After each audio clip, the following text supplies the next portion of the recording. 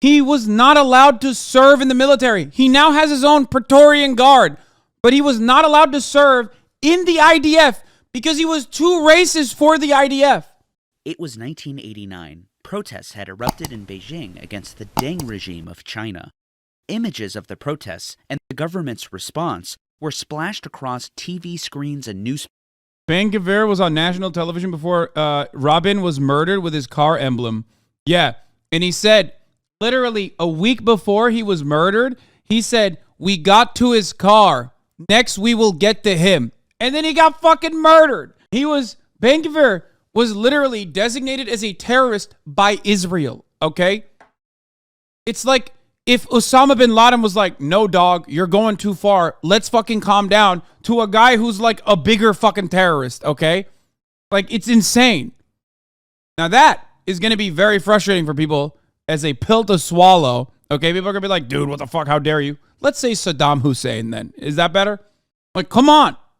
He was not allowed to serve in the military. He now has his own Praetorian Guard, but he was not allowed to serve in the IDF because he was too racist for the IDF. Understand what I'm saying here.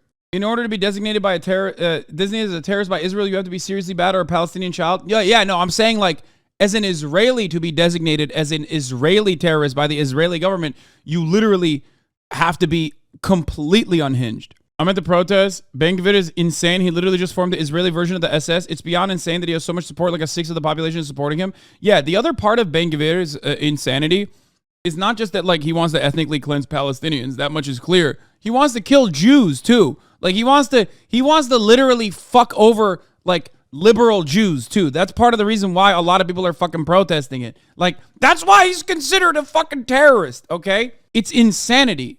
And by the way, for those of you who are, new to this kind of thing, it literally is expected. This is how fascist movements end up creating exclusionary, such exclusionary projects that you have to make the in-group smaller and smaller and smaller. This is why we always say fascism is a suicidal ideology, okay? The in-group is going to ultimately move away from Palestinians when they are completely fucking ethnically cleansed, right? When they are ultimately powerless, as they are now, okay? They are going to move in to liberal Jews, liberal Israelis, gay Israelis, Israelis that want to get an abortion, Israelis that want to marry someone who's not Israeli. And then they're going to go back, once again, like they did in the original formation, to Israelis that are Ashkenazi Jews. You know what I mean? Because that's the other part of this equation, that like Judaism is an international an ethno-religious identity, which means that there are Jews from all different kinds of backgrounds, okay? And originally, in its formation, in Israel, there were certain Jews from specific backgrounds that were not considered to be as good as the other Jews. That's where you're going to get to. You're going to get Sephardic Jews that are going to be targeted. You're going to have the Mizrahis. You're going to have the fucking... ultimately, you are going to get to... it's already happening with Ethiopian Jews anyway. And it's going to become smaller and smaller and smaller and smaller. The in-group always becomes smaller and smaller, okay? That's how it fucking works. We will end the fascist coup if you give us a fascist secret police force. Far-right Otzma Yehudit Party to support freezing coup legislation in exchange for establishing a national guard under Ben-Gvir. Fascist terror militia signed and sealed. There you go. All I'm going to say is this. For liberal Israelis that are tuning in, that are watching. This is a byproduct of not having, for lack of a better term, CRT in Israel, okay? That's it. If your national project revolves on doing basically the same shit that, basically the same shit that's currently happening and ongoing, okay, and you turn a blind eye to that, then there are always going to be people that say, it's not enough. It's not enough. We need to do more of it. This is a big problem in America as well. It's a major problem in the United States of America as well. with respect to the same attitudes that people have here. Fascists. That's how they do it. They take advantage of blindness that people have to the actual ongoing oppression, ongoing forms of oppression that is normalized in society, and just demand more of the very same. When you hear, for example, Steven Crowder or Ben Shapiro talk about police brutality in black communities and say, we need more of this, they're looking at the existing forms of oppression, right? Police being an occupying force in black neighborhoods, and saying that everyone chirping about this is lying, okay, feeding into the blind spot that people have, and then demanding more of it. In some respects, that's precisely what Ben Gvir is doing in Israel, and other far-right ethno-statists are doing in Israel. And they will take away your civil liberties that you have that you take for granted. Papers around the globe. The world was fully captivated by this momentous event, and its images have remained some of the most iconic in history. It was this intense and sustained coverage that appeared as an opportunity to others. The same year as Tiananmen Square, a prominent Israeli politician, Benjamin Bibi Netanyahu, who had just served as Israel's representative to the United Nations, was speaking to students at Bar Ilan University, where he was quoted as saying, "Israel should have exploited the repression of the demonstrations in China, when world attention focused on that country, to carry out mass expulsions among the Arabs of the territories. Regrettably, there was no support for this policy." But that's not entirely correct. Perhaps it was not popular mainstream sentiment at the time, but there were some Israelis who sided with Netanyahu on this issue. In 1981, a Dr. Baruch Goldstein. Before we get to this, look no further than Netanyahu's own attitude towards settler terrorism over his rise to power and continued reinforcement in power. I am old enough to remember that Israel went from, oh no, we shouldn't be bulldozing these fucking houses, to we turned Jerusalem and every other place where Palestinians live into a fucking parking lot, deliberately dissecting their communities and building roads from within their communities with the express purpose of making sure that they are completely decentralized and cannot live their everyday existence, while simultaneously engaging in acts of expulsion and also displacement, mass displacement. They did that. There was a time and place when the Israeli government's official attitude towards settler terrorism was, oh, we're just turning a blind eye to it, but like we don't really like it. It wasn't that the idea would come in with fucking guns drawn and forcibly expel Palestinians from their fucking homes so they can bulldoze it and then build an apartment complex on top of it. Yes, Israeli settlers can carry AR-15s around those neighborhoods, whereas it is illegal to own a firearm as a Palestinian. Yes. Penned a letter to the editors of the New York Times. Israel must act decisively to remove the Arab minority from within its borders. Years after writing this letter, Goldstein would don his Israeli military uniform and arm himself with his army-issued Galil automatic rifle. He'd then walk into the Ibrahimi Mosque in the old city of Hebron, located in the occupied West Bank. When worshippers bowed their heads to the floor during Islamic prayer, Goldstein unloaded magazine after magazine into the crowd, firing at anything that moved. Hundreds of people would be hit, and in the end, at least 29 were killed in the mosque that day. In Israel, as well as the Palestinian territories, the outrage over this atrocity was immense. It stalled peace talks and created civil unrest among Palestinians. Dozens more would be killed by Israeli forces in the ensuing protests. Many familiar with this event know that the killings themselves aren't the end of the story. Following the massacre, Clyde Haberman of the New York Times would report on the ground from Hebron at Baruch Goldstein's gravesite. The title of the article? Hundreds of Jews gather to honor Hebron killer. 1994, these kinds of atrocities were actually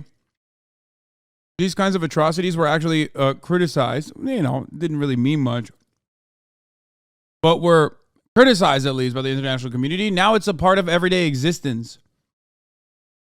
And, you know, when the state does it, it's a little bit different, right? When the state is engaging in what they call mowing the lawn in Gaza, for example, that is seen as like an act of retaliation. How far we have come from 1994 is crazy. And even back then, it was insanely violent. Do not misunderstand me.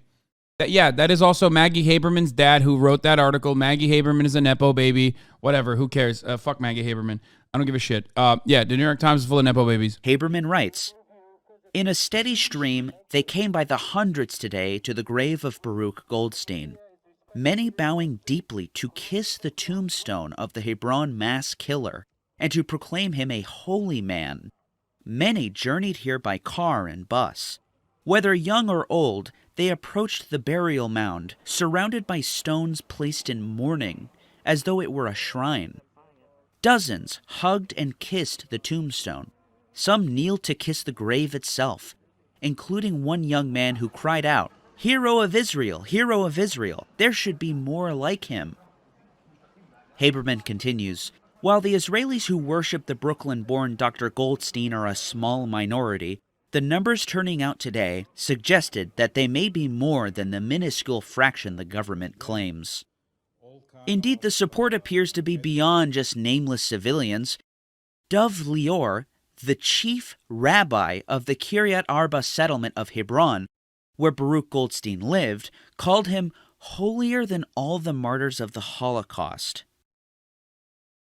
The Jerusalem Post described Lior as one of the most high-profile national religious rabbis in the country. As a result of this mass shooting, the Israeli government outlawed the radical Kach party, of which Baruch Goldstein was a member. Another member was a young Itamar Ben. There it is, Ben Gvir. This man just got his own Gestapo. This man just got his own secret police, literally like a couple hours ago. Part of Netanyahu's far-right coalition government. The reason why he spent 4 minutes describing this shit was because of this man right here. Ben motherfucking Gvir. Ben Gvir. No, not confirmed or proposed. Confirmed. Confirmed. Signed and sealed. Who joined the party when he was just 16. He would go on to become the party's youth leader. Ben Gvir remained politically active. No. You're misunderstanding. Not yet in a couple months. No. Confirmed now so that they would be the far-right coalition government would then say, okay, we're not going to fucking, we're going to allow you to pass the buck down a month into the future for what do you call it, for pushing the evisceration of the judiciary a month into the future.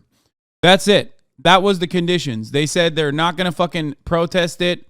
The far right is going to allow the Netanyahu government to avoid the top of the hour ad break, which comes at the top of every hour. Obviously, if you no longer want to see those ads, all you need to do is subscribe, which you could do for $5 or for free with a Twitch Prime, or by getting gifted a sub if you're lucky. Yeah.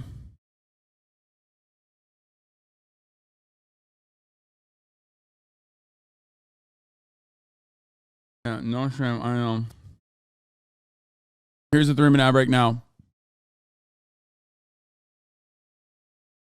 All right, let's continue. Following the outlawing of Kach, and is now famously the leader of the Otzma Yehudit, or Jewish Power Party.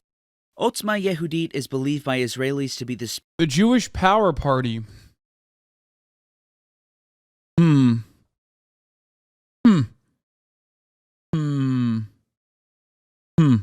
spiritual successor to the Kach party. Ben Gvir has a colorful past filled with calls for ethnic cleansing of Palestinians. In fact, he was so radical in his politics that he was barred from conscription into the Israeli military. To underscore his devotion to extremism, Ben-Gvir hung a poster of Baruch Goldstein on the wall of his living room.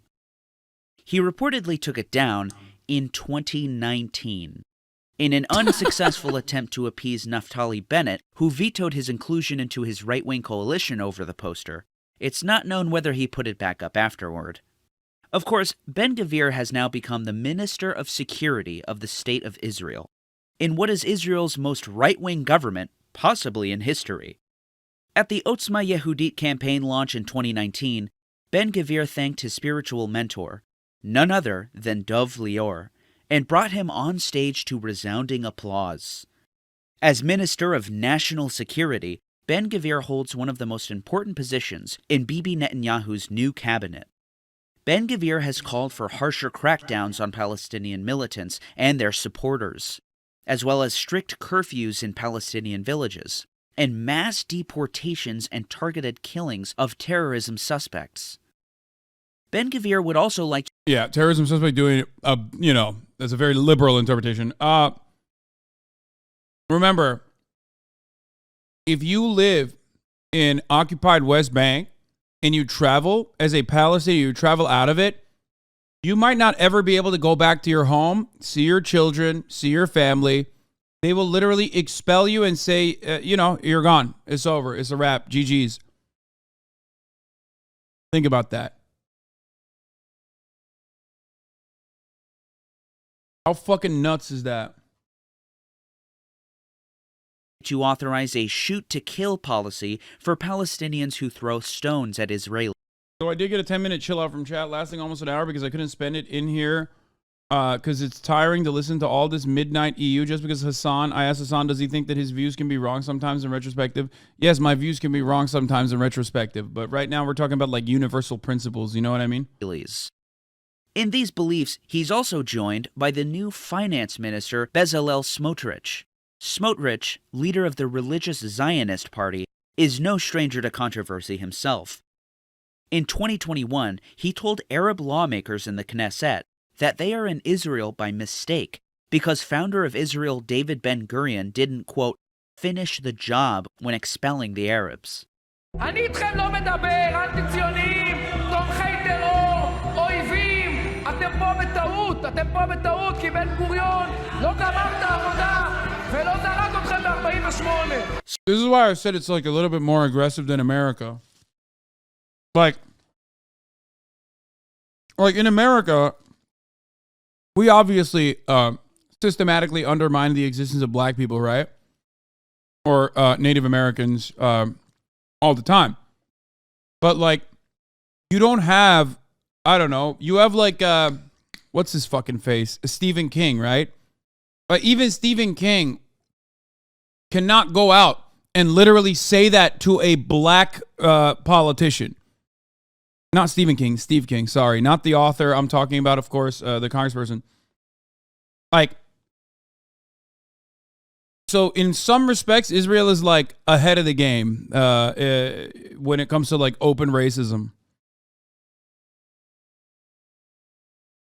Like, could you imagine Steve King fucking like going up? I mean, he's a white nationalist. We know he is, right? Like, we know he's a fucking racist, right? Can you imagine him going up in Congress and like pointing to a fucking black politician and just straight up being like, it's an accident that you're here, like you're a slave. You know what I mean? Dude, they're racist fuck against other Jewish people who are darker skinned and not European. Yes, I know. That's what I'm saying. Because, and this is my message to liberal Israelis that are like, Hasan, you're so harsh about this shit. You're so harsh. You're so harsh. Brother, they're coming after you too, motherfucker, eventually. I mean, that's the fascist playbook. That's how this fucking works. They will always look for new enemies. They will always look for new methods of exclusion. They already do that to the Ethiopians. They already do that to the Arabs. Okay? They will eventually go through the different ethnic groups in Israel like they once did in the past. If I'm not mistaken, I thought Sephardic Jews were also considered like lesser than for the longest time, right? Like originally. Yeah, Sephardic Jews were oppressed in Israel for a very long time. Ben Gvir himself, by the way, is, again, if I'm not mistaken, a Sephardic Jew. So what happens to Sephardic Jews when they become a part of the in-group, white, if you will? If you want to use like American terminology, white. What happened? Became more fucking radicalized than anybody else.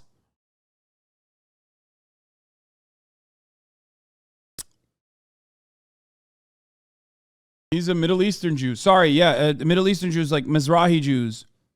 Not even Sephardic Jews. Mizrahi Jews are also oppressed similarly.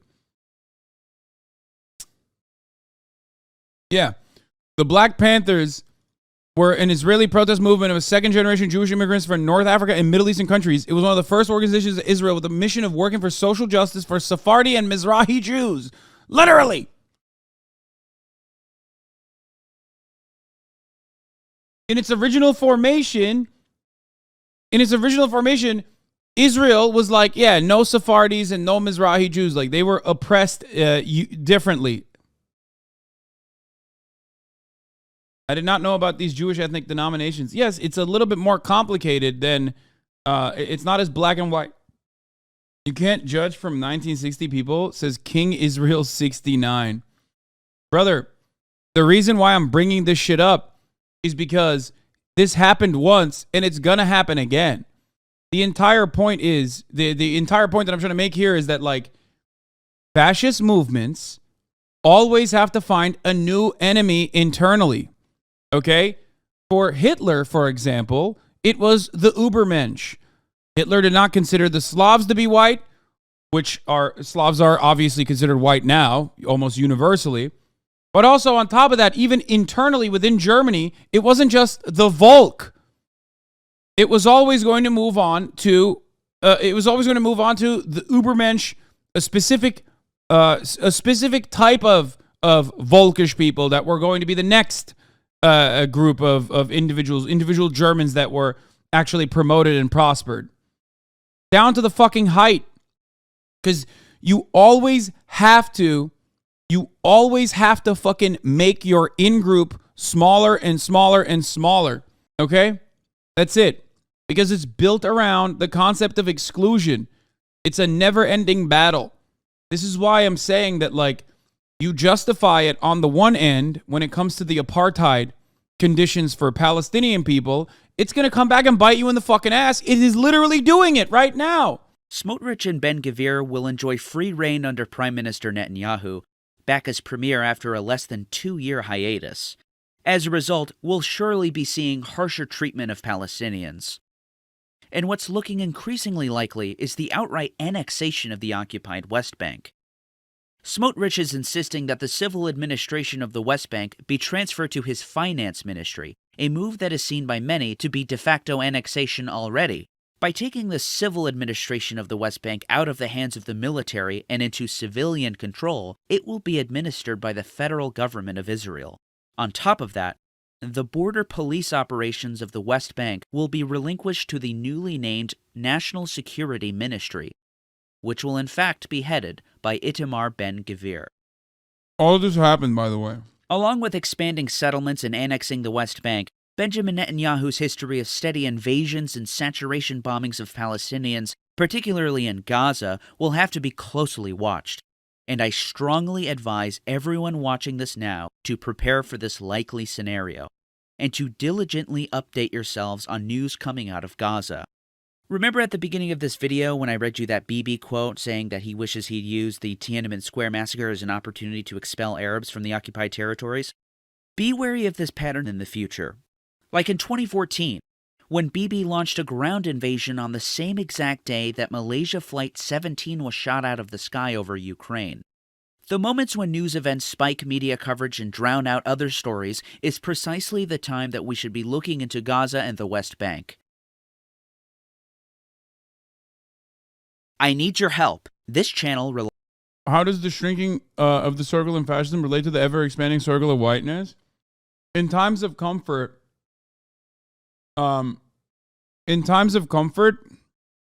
or in times of fear that like your in-group has to expand, you can allow others into the white circle. Like in America, 64% of the country is white. Why? Because the Irish are white, because the Italians are white, because the Polish are white, because the Greeks are white, because the Jews are white. Okay? And you kind of need that, because you can't run the country with just WASPs being white any longer. So you have to expand the concept of whiteness. Okay? This channel is one of my favorites. GDF Official. They make incredible videos. They are criminally underrated. And I'm very fond of them. Love them. Go support them.